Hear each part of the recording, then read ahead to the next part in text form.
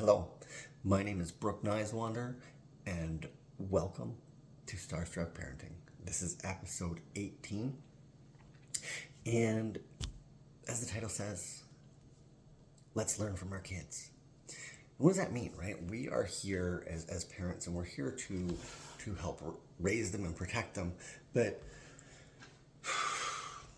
our kids are closer to source than we are, right? They have a more direct link. Now, call source what you want. If you're religious, call it God. Depending on what your religion is, it may have a different name. If you are non-religious, call it whatever works for you, right? Scientists call it energy. So, when we are born, have you ever noticed that kids are generally a lot happier than adults are? It's because of their alignment, right? Their alignment with the greater power of the universe. Whereas as adults, we have learned behaviors that take us away, right? We focus on problems because we want to fix the problems, and then we usually just make the problems bigger instead of focusing on solutions to de-escalate the problems. Now, this is a bit of a out there topic for this channel, or for any channel really.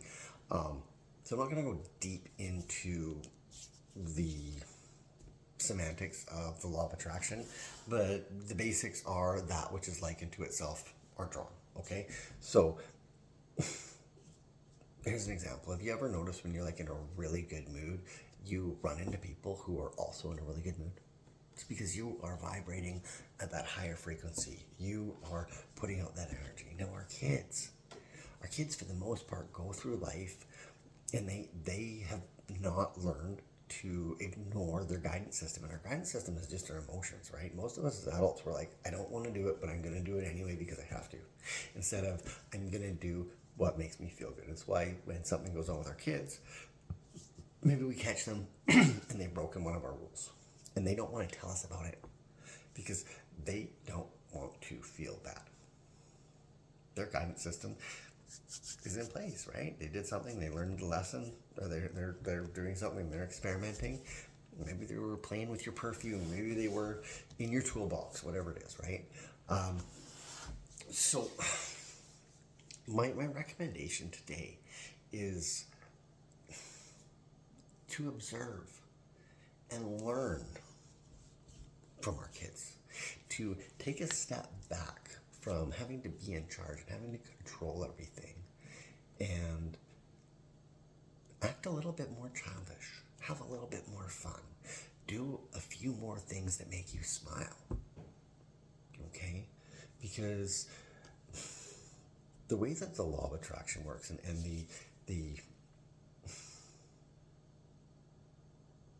the basis behind it is we came here with a guidance system.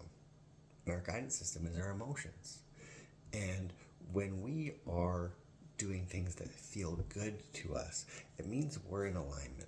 When we're doing things that feel bad, it means we're out of alignment. And so many adults live their lives out of alignment. That's why they're stressed out and miserable. Not me. Most of the time, I live in alignment. Most of the time, I'm not stressed out. Most of the time, I am happy and joyous. I'm free. I am a little hard on my kids sometimes. Sometimes I think that I know what's best for them. And I'm learning. This is a hard lesson for me as a parent, to maybe step back and let them make their own mistakes. Let them do the things and not just come down on them. And one of the things that I've been learning is when I talk to my kids after they've done something that either didn't work out well or was against the guidelines or the rules of the home or whatever, instead of just giving them crap, I've asked them how it makes them feel. A great example is I have a 12-year-old daughter. She's my bonus baby. Her name's Alyssa, and she is at that age where she's becoming really sassy. And she doesn't do it so much to me, but she does it to her mom, like a lot. And so I've had a conversation with her the other day, and I said, does it feel good to talk to your mom like that? She said, no, no, no. I said, why are you doing it? She's like, I don't know. I said, well, why don't we try doing the things that feel good for you, right? So talk to your mom in a way that feels good for you instead of talking in a way that feels bad for you. And I think that got through. We're going to see as we go through here over the next week or two and see how that goes. And I'm sure I'm going to have to, remind her on occasion. She is a preteen girl going through, puberty. And explain to her, not explain to her, but remind her to try to monitor her feelings and what's going on. I've done the same thing with my 14-year-old boy, Justin, because he likes to snap back and fight in any situation. And I ask him, I'm like, does it feel good? Does it feel good to have a snappy comeback for any question? Does it feel good? He's like, no. So why don't we try doing what feels good? This is a new tact for me. Completely new, because I am so used to being like, nope, this is how it is. You crossed the line. This is the consequence. And so I'm trying something new. So I will keep you guys apprised of how this works as we go forward.